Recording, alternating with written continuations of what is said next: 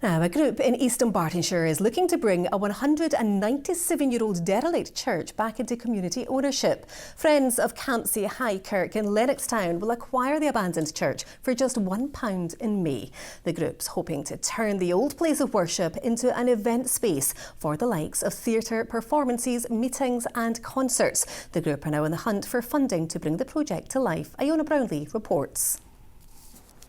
This church towers over Lennoxtown, but it's lain empty and abandoned since the 1980s. The community here want to give it a new lease of life and make the Campsie High Kirk a landmark building in the foothills of the Campsies once again. The feasibility study is a stage we're at just now.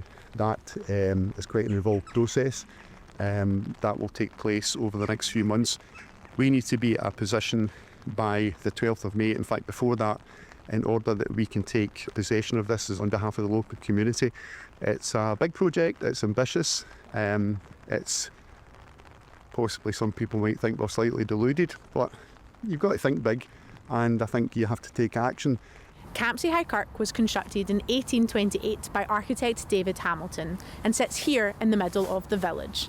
But after a fire destroyed it in 1984, it has since been left abandoned.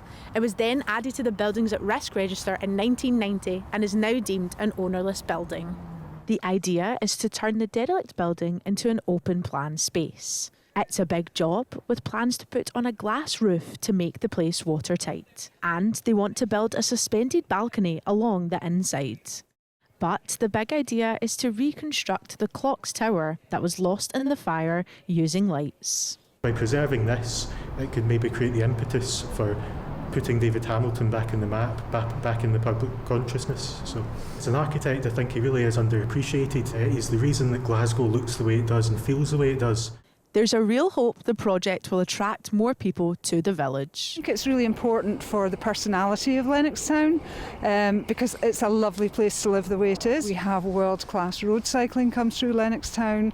We have access to the hills and the local scenery. And if we are really to take advantage of our built and natural heritage, this has to be one of the locations in Scotland where we do that.